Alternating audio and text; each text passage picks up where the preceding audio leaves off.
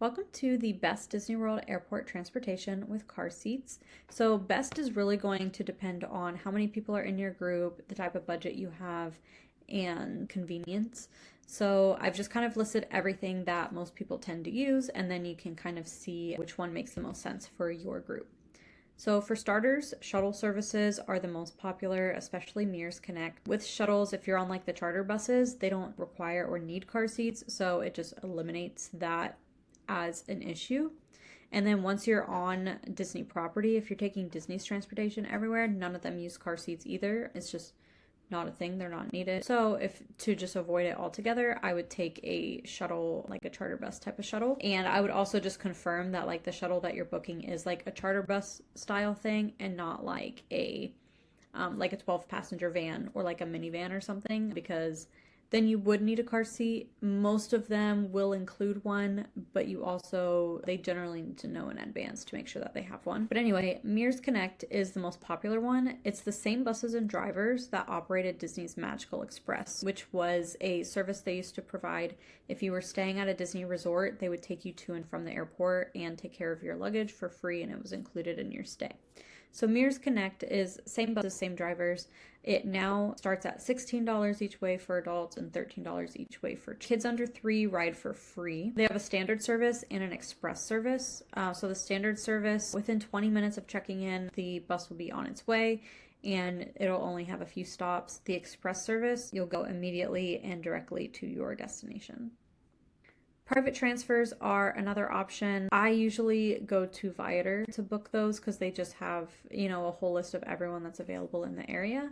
Most of them can provide 1 to 2 car seats and or booster seats. You just have to let them know in advance. This option does tend to cost more than shuttles because the cost is being shared by less people. I've seen prices as low as $35 each way. It tends to be probably about $80 each way.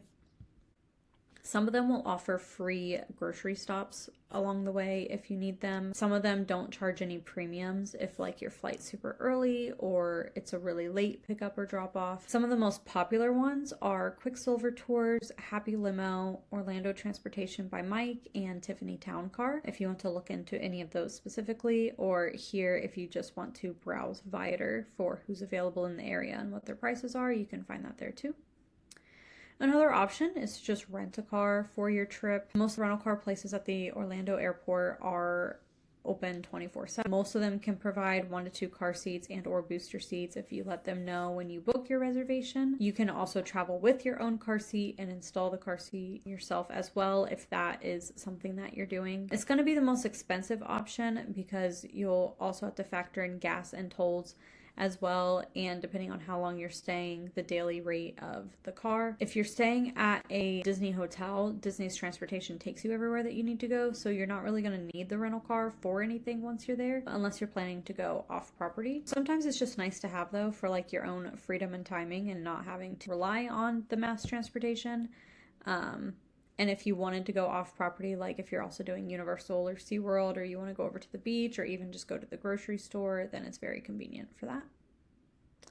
Another option is rideshare. So Uber and Lyft also offer 1 to 2 car seats or booster seats when you let them know when you're reserving the ride.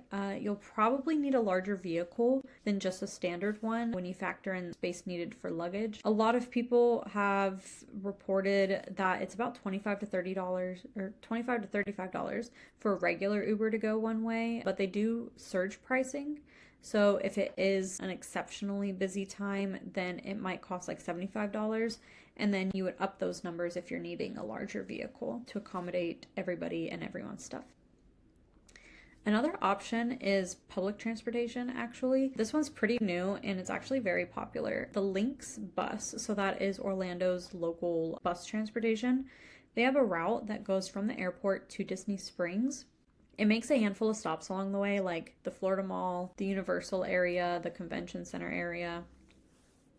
I think the Convention Center area. Maybe it's iDrive, which is kind of that area. But this route goes all the way to Disney Springs. It's just $2 per person each way. It takes about an hour on the lower side of traffic and then like up to 90 minutes really at the most. Oh yeah, Universal Convention Center. And then once you get to Disney Springs, you can just hop onto a Disney bus to whatever your resort is.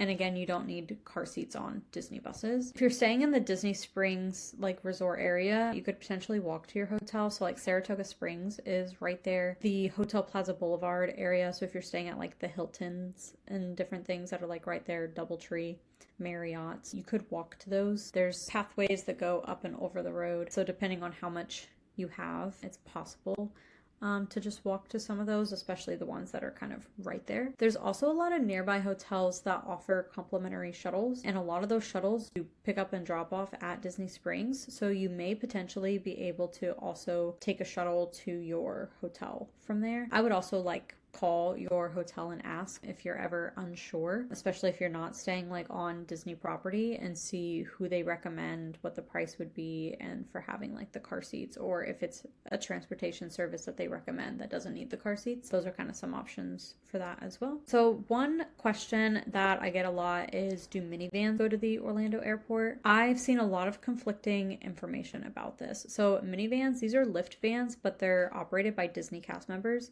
They were made just for Disney property, but historically they have gone to the airport and they have gone to Port Canaveral. When they first launched, if you were staying club level at any hotel, any Disney hotel, they would take you to and from the airport, and it was like included for that. And then they kind of redid everything, and then there's all the information's been conflicting. Some people say that if you call the signature services line, that they sometimes have availability and can book you for this. I've seen it cost $199 each way, which is honestly insane to get to and from the Orlando airport. Like, just to have a Disney cast member drive you is kind of ridiculous. So I don't really recommend it, but it's a possibility if you want to try like the signature services line or just the main Disney line. So 407W Disney is like the main Disney line, and then it can feed you to wherever you need to go from there.